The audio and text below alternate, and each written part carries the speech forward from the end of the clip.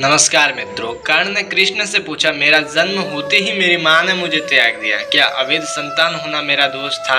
द्रोणाचार्य ने मुझे शिक्षा नहीं दी क्योंकि मैं क्षत्रिय पुत्र नहीं था। परशुराम जी ने शिक्षा तो दी सही, परंतु श्राप दे दिया कि जब मुझे सबसे अधिक आवश्यकता होगी मुझे उसका विस्मरण हो जाएगा, क्योंकि उनके अनुसार मैं क्षत्रिय नहीं था। द्रौपदी स्वयंवर में मेरा अपमान किया गया। माता कुंती ने मुझे आखिर में मेरा जन्म रहस्य बताया भी तो अपने अन्य बेटों को बचाने के लिए। जो भी मुझे प्राप्त हुआ है दुर्योधन से ही हुआ है, तो अगर मैं उसकी तरफ से लड़ूं तो इसमें गलत क्या है? तब भगवान श्री कृष्ण ने उत्तर दिया, कर्ण, मेरा जन्म कारागार में हुआ। जन्म से पहले ही मृत्यु मेरी प्रतीक्षा में घात लगाई थी। जिस रात मेरा जन्म हुआ उसी रात माता पिता से दूर किया गया। तुम्हारा बचपन खड़ग, रथ, घोड़े, धनुष और बाण के बीच उनकी ध्वनि सुनते बीता। मुझे ग्वालों की गौशाला मिली, गोबर मिला और खड़ा होकर चल भी पाया। उसके पहले ही प्राण घातक हमले झेलने पड़े। कोई सेना नहीं, कोई शिक्षा नहीं, लोगों से ताने ही मिले कि उनकी समस्याओं का कारण मैं ही हूँ। तुम्हारे गुरु जब तुम्हारे शौर्य की तारीफ कर रहे थे,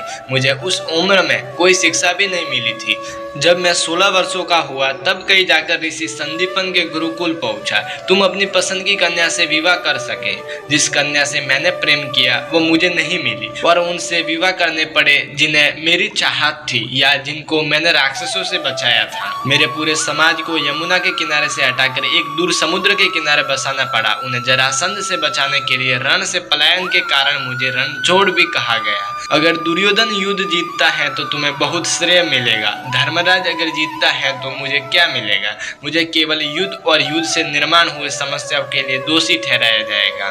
एक बात का स्मरण रहे, कर्ण, हर किसी को जिंदगी चुनौतियां देती है। जिंदगी किसी के भी साथ न्याय नहीं करती। दुर्योधन ने अन्याय का सामना किया है तो युधिष्ठिर ने भी अन्याय भुगता है, लेकिन सत्य धर्म क्या है यह तुम जानते हो। कोई बात नहीं, अगर कितना ही अपमान हो, जो अपना अधिकार है वो हमें ना मिल पाए। महत्व इस बात का है कि तुम उस समय उस संकट का सामना कैसे करते हो। रोना धोना बंद करो कर्ण, जिंदगी न्याय नहीं करती। इसका मतलब यह नहीं होता कि तुम्हें अधर्म के पथ पर चलने की अनुमति है। तो फिर मित्रों, ये था आज का हमारा वीडियो। वैसे मित्रों, मैं आपके अनुसार जानना चाहता हूँ कि महारथी कर्ण और भगवान श्री कृष्ण के इस वार्तालाप से आपको क्या शिक्षा मिली, यह हमारे कमेंट बॉक्स में कमेंट जरूर करें। और अगर आप हमारे इस कर्मयोगी चैनल पर नए हैं तो कृपया हमारे इस कर्मयोगी चैनल को सब्सक्राइब जरूर कर दें, साथ ही बेल आइकन को भी प्रेस कर दें। तो फिर मित्रों, चलिए आज के लिए इतना ही, फिर मिलते हैं अगले वीडियो के साथ में।